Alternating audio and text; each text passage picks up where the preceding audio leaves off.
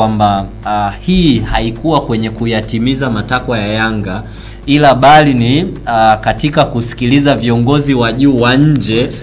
Yes, wanataka muamue nini kwenye hili. Na hata swala la kuleta waamuzi wa nje, kuna uwezekano mkubwa kama alivyozungumza Ray, wakati wamekutana na mheshimiwa, si tuliona picha tu, hatujui discussions zilizofanyika, ila kuna uwezekano mmoja alikuja na matakwa bana ili mimi nicheze.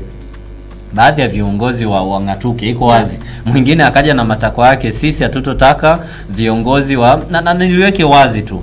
Kwenye haya ninayozungumza kuna uwezekano mkubwa kwamba Young Africans alisema atacheza mchezo endapo viongozi watajiuzuru. Then Simba akasema mimi nitacheza mchezo endapo waamuzi watatoka nje. Kwa nini nasema hivi moja kwa moja?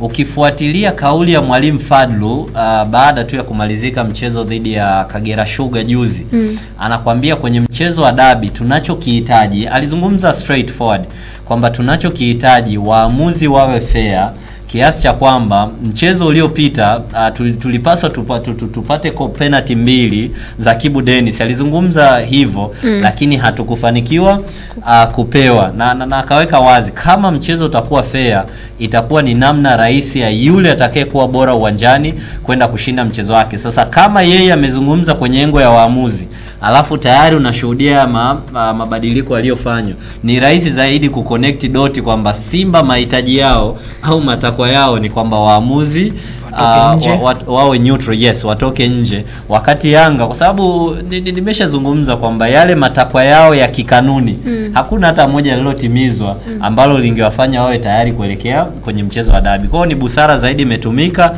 na hasa itakuwa ni viongozi wa nje ya shirikisho walioleta hii busara.